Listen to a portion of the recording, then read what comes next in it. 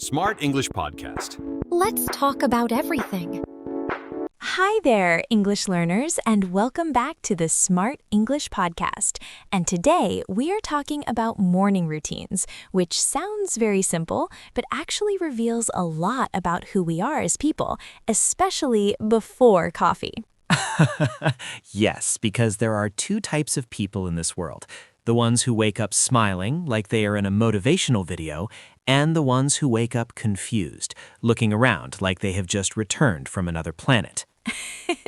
I feel personally attacked by that description because my brain needs at least 10 minutes to remember my own name in the morning. That is completely normal, because sometimes my alarm rings and I stare at the ceiling thinking, why is this happening to me? Yes, and then we try to negotiate with the alarm clock like it is a person, saying, please, just 5 more minutes, even though we know it will ring again. So let me ask you honestly, are you a snooze button person or a jump out of bed hero?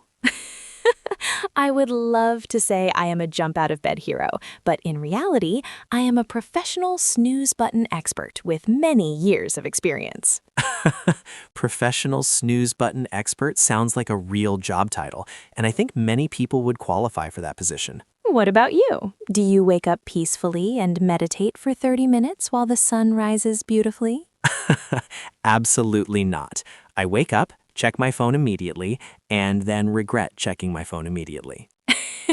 That is such an honest answer, because sometimes we start the day by scrolling through messages and suddenly 15 minutes disappear like magic. Yes, and then we blame time for moving too fast, even though we were watching short videos about random topics. But after the dramatic alarm situation, what is the first thing you usually do in the morning? Honestly, the first thing I do is try to find my glasses, because without them, the world looks like a blurry painting.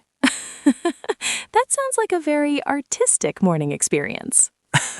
Yes, but not very practical, because I once tried to check the time without my glasses, and I read it completely wrong, which caused a small panic for no reason. I can imagine you running around thinking you are late, when actually it was much earlier.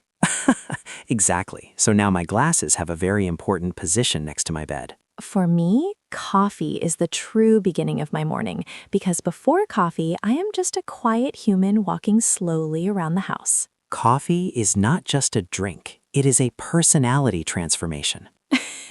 That is so accurate, because after 1 cup, I suddenly have ideas, motivation, and the ability to speak in full sentences. So basically, coffee is your morning manager telling you to start functioning properly. Yes, and if I skip coffee, the whole day feels slightly suspicious. Do you prefer calm and slow mornings or busy and productive mornings? I prefer calm mornings with a little quiet time, because if the day starts with stress, I feel like I am already running a race before breakfast. That makes sense, because a peaceful morning can set the mood for the entire day. Yes, even something small like opening the window and breathing fresh air makes a difference. I open the window too, mostly because I need proof that the outside world still exists. That is very relatable. Do you ever try to create a perfect morning routine that looks like something from social media? Yes, I once planned a perfect routine with exercise, journaling, healthy breakfast, and reading. But on the first day, I completed exactly one of those things and then went back to normal life.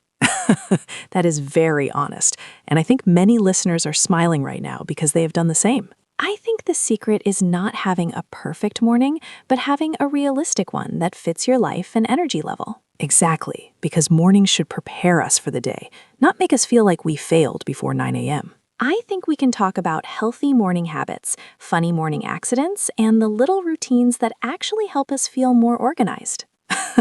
Yes, and I can share the story of the time I brushed my teeth with something that was definitely not toothpaste, which was a very confusing start to the day.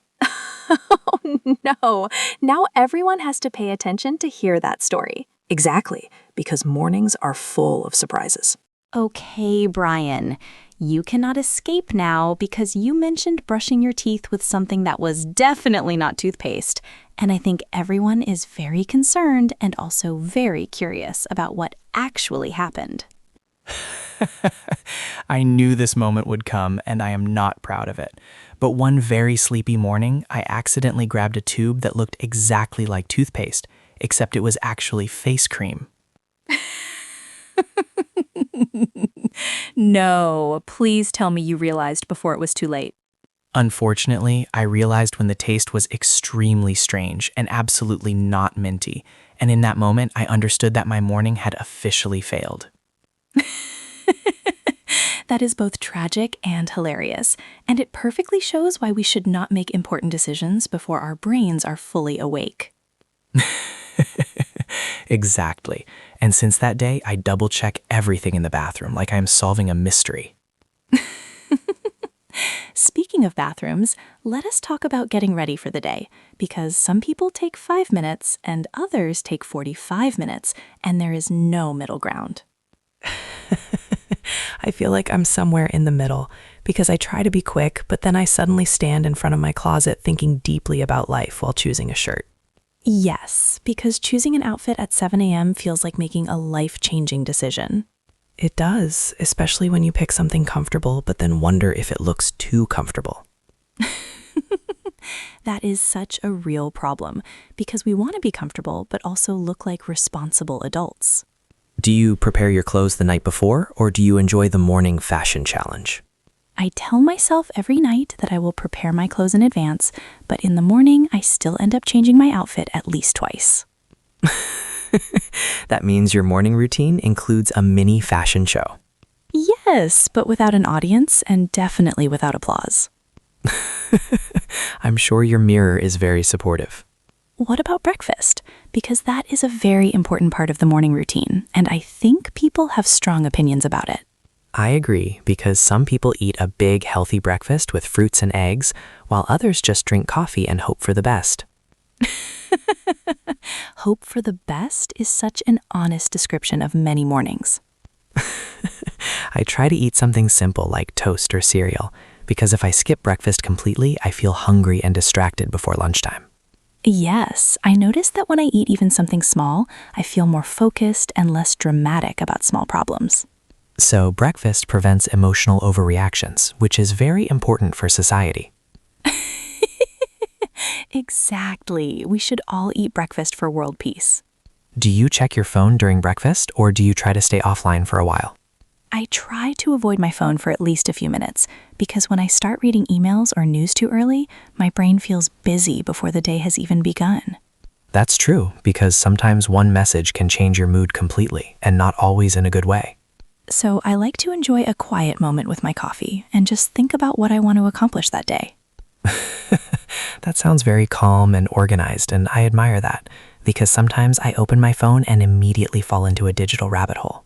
Let us talk about exercise in the morning, because many people say it gives them energy, but for me, it requires energy that I do not always have. I understand that completely, because when my alarm rings, my bed feels like the most comfortable place on earth. The bed becomes a magical place that is impossible to leave. Yes, but when I actually manage to do a short workout or even just stretch for a few minutes, I feel surprisingly proud of myself. That is true, because even 5 or 10 minutes of movement can wake up your body and improve your mood. Plus, it makes you feel like a successful person before 8 a.m., which is a powerful feeling. I think the most important thing about morning routines is consistency, not perfection, because small habits done every day are stronger than big habits done once a month. That is a very good point, because a simple routine that you can follow regularly is much better than an ambitious routine that makes you tired and frustrated. So maybe the goal is not to have a perfect morning, but to have a realistic and kind morning. I love that idea, because morning should support us, not judge us. Cheerful. We can talk about morning motivation, positive habits, and maybe some more funny morning disasters that we've experienced. Yes, because I still have at least 2 embarrassing morning stories that I'm not sure I should share, but I probably will. That sounds dangerous and very entertaining at the same time. Then get ready for more honesty and more laughter.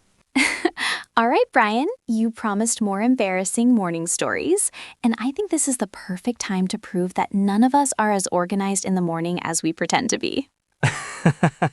I feel slightly exposed already, but since we are being honest, I will share the story of the morning when I confidently left the house wearing two completely different shoes and did not notice until I was already outside.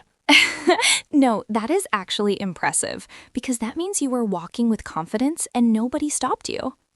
That is the worst part, because I passed several people and no one said anything, which means either they were too polite or they were also half asleep.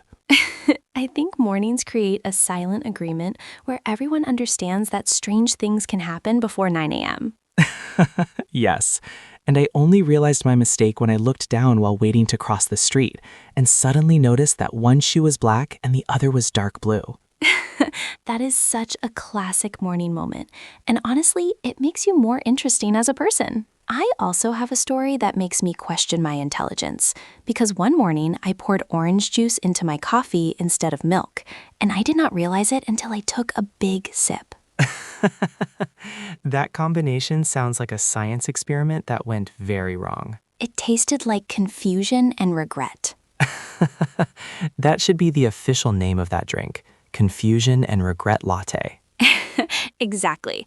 And that was the day I decided that I should not multitask before my brain is fully awake. You know, even though we joke about these small disasters, I think mornings are actually very powerful because they set the emotional tone for the rest of the day. I completely agree, because when I rush and feel stressed in the morning, I carry that stress with me for hours. But when I start slowly and give myself even 5 quiet minutes, I feel more in control and less reactive to small problems. That is why simple habits like making your bed, drinking a glass of water, or stretching for a few minutes can make a big difference. Yes, making your bed makes you feel like you have already achieved something important, even if it is just arranging pillows. Do you ever talk to yourself in the morning to motivate yourself, or is that just me?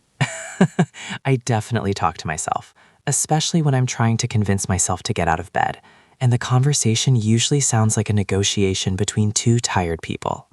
That is so accurate, because sometimes I say, okay, if you get up now, you can have extra coffee, like I'm giving myself a reward. Self-bribery is a powerful motivational tool.